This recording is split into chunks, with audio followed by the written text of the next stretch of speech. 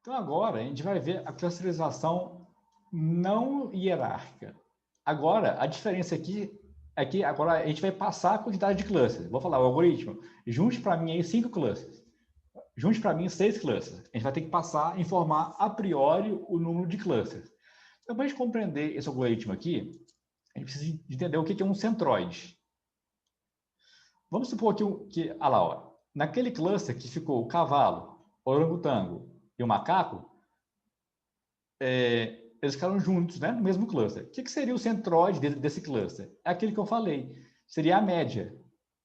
Ó, então, esse cluster que esses animais aqui estão é composto por animais que têm, em média, 89% de água no leite, 2,07% de percentual de proteína, 2,4% de gordura e 6,3% de lactose. Então, isso aqui é o que a gente chama de centroide. Centroide nada mais é do que a média dos valores dentro do cluster. Então, por que é importante a gente saber o que é um centroide? O algoritmo que a gente vai ver agora, que chama K-means, o K é a mesma coisa do KNN. É a quantidade de vizinhos, mas seria quase a quantidade de vizinhos. Só que o K aqui é a quantidade de clusters que a gente quer. Então, nesse exemplo aqui, fictício, a gente passou 6 clusters. Então, a gente tem várias... Aqui no eixo X, nós temos uma variável hipotética qualquer, e no eixo Y, uma variável hipotética também. Então, o que está falando aqui do lado? Olha, para o algoritmo startar, ele sorteia... Vamos supor que eu pedi K igual a 3. Então, ou seja, eu falei para ele, algoritmo, ache para mim 3 clusters aí. Então, o que ele vai fazer? Ele vai sortear três linhas para ser o centroide inicial. Ele sorteou aqui. Esse é o passo 1 do algoritmo. Ele começa assim. Segundo passo, ele vai calcular a distância euclidiana de cada ponto com cada centroide. Desse com esse, deste com esse e deste com esse. Deste ponto com esse centroide, com esse centroide, com esse centroide. Esse ponto com esse centroide e com esse centroide. E o que acontece? O que tiver a menor distância euclidiana vai juntar, o algoritmo junta no mesmo cluster. Então aqui, ó, então aqui ele formou 3 clusters. Um vermelho, um cluster verde e um cluster azul. Ok. Então agora o algoritmo ele vai repetir os mesmos passos. Então ele recalcula a distância para o centroide. Então agora ele vai pegar esse indivíduo aqui e calcular a distância dele para o próprio centroide, para o outro centroide e para o centroide azul. Por quê? O indivíduo que estava num cluster, ele pode trocar de cluster. Então ele vai remanejar aqui. Ok, remanejou.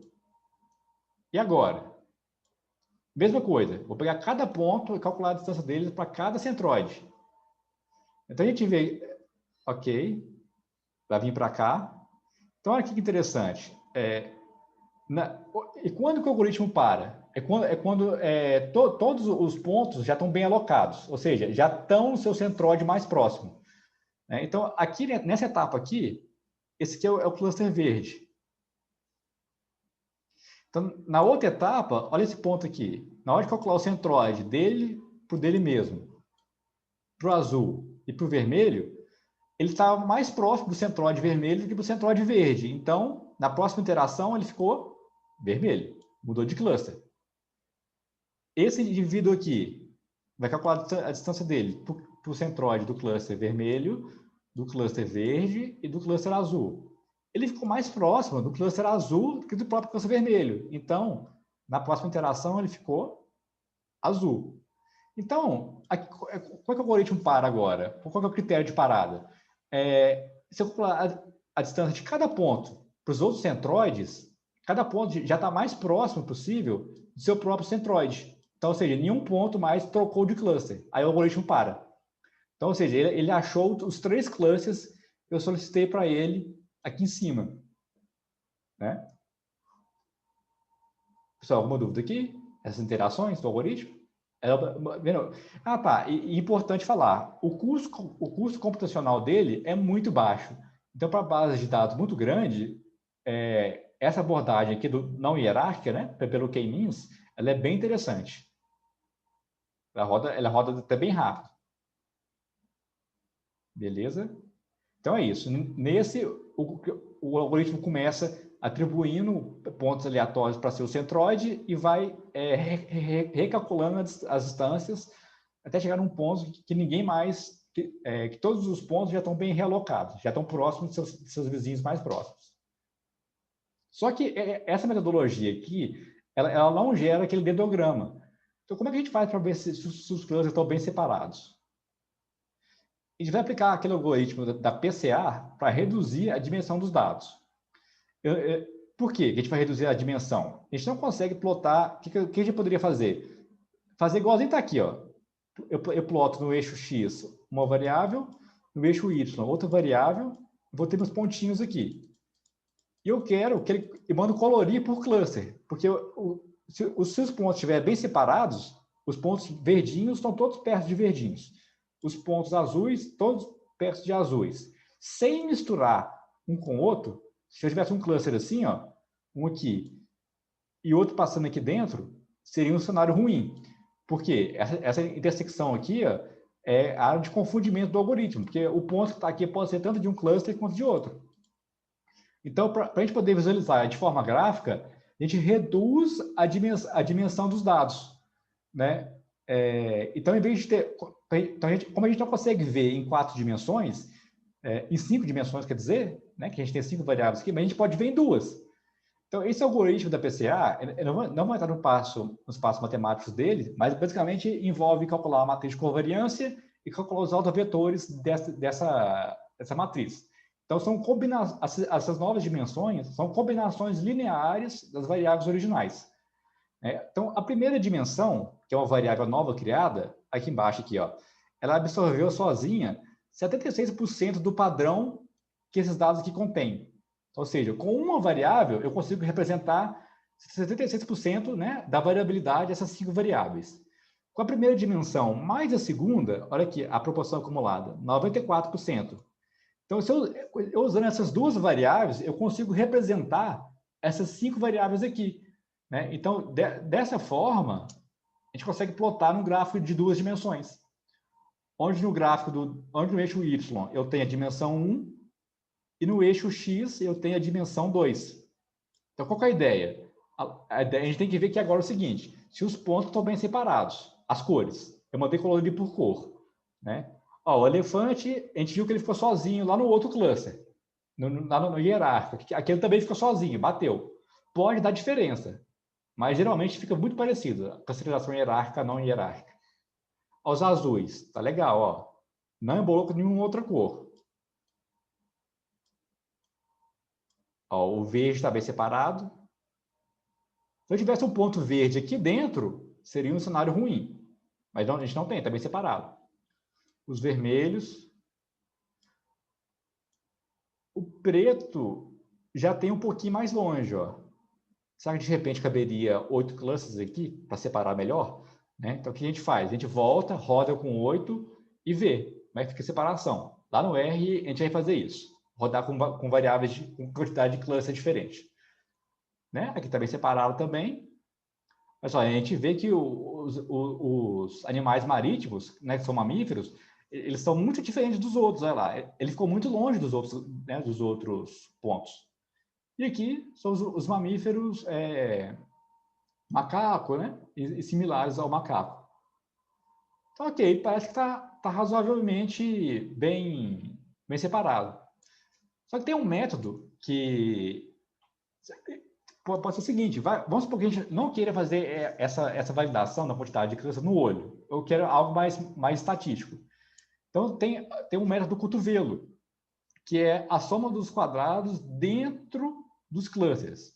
Então, qual que é a ideia aqui? Beleza.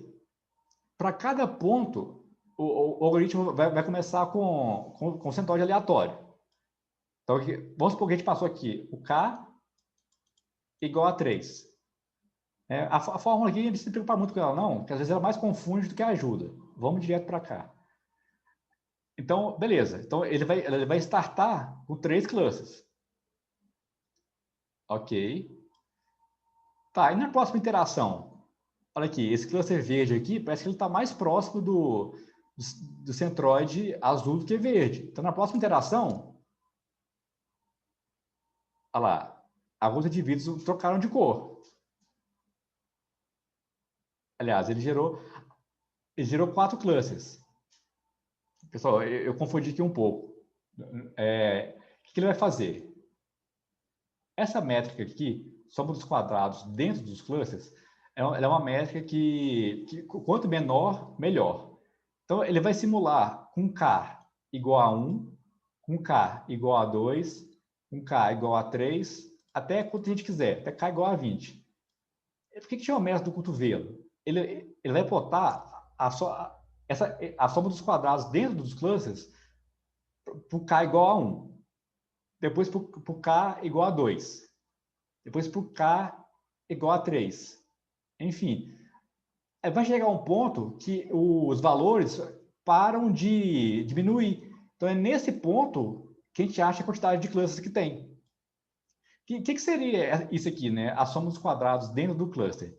Vamos supor que nós temos 4 clusters. Então, eu vou calcular a distância do ponto azul para o centroide dele, desse ponto para o centroide elevar ao quadrado, desse ponto para o centroide elevar ao quadrado, desse ponto para o centroide elevar ao quadrado. E vou somar essas 4 distâncias. Aqui nós temos um outro cluster. Eu vou pegar esse ponto aqui, calcular a distância dele para o centroide e levar ao quadrado. Desse aqui para o centroide e levar ao quadrado. Desse para o centroide e levar ao quadrado. E somo essas 3 distâncias. E a mesma coisa para os outros. Então, o somatório dos quadrados dentro dos clusters é isso. Como eu tenho 4 clusters, eu vou somar esses 5... aliás, como eu tenho 4 clusters, eu vou somar esses 4 somatórios aqui e vou plotar ele no gráfico. Então, eu vou fazer isso para 4 clusters, aliás, para 1 cluster, para 2 clusters, para 3 clusters, 4 clusters, e aquela quantidade de K, de clusters, que me der a menor soma dos quadrados dentro dos clusters, é a quantidade de clusters que o algoritmo, que a gente tem que pôr lá no K-means. Tem que pôr entre aspas, né? Assim, matematicamente, ele achou a quantidade de clusters, mas o que vai valer, no final das contas, é o objetivo de negócio, né? Pessoal, aqui nesse método aqui ficou claro, método da soma dos quadrados, que é só um quadrado dentro dos clusters, porque eu calculo a distância, eu pego um cluster, calculo a distância de cada ponto para o centroide e elevo ao quadrado essa distância aqui. Por isso que é só uma distância ao quadrado. Beleza? A gente pode gerar esse gráfico aqui lá no R também. Então, qual que é o perfil desse gráfico? Ele dá um salto, né? Por isso que a gente chama de cotovelo, como se fosse um cotovelo aqui. No melhor dos cenários, ele fica bem assim, ó. Então, ele parou de decrescer aqui. Vamos supor que fosse 3. Então, eu sei que eu tenho que pedir 3 clusters. Beleza. Ok. Então, nós vimos aqui agora classificação não hierárquica, nós vimos o algoritmo K-means, né? Agora a gente vai lá para o R. Então.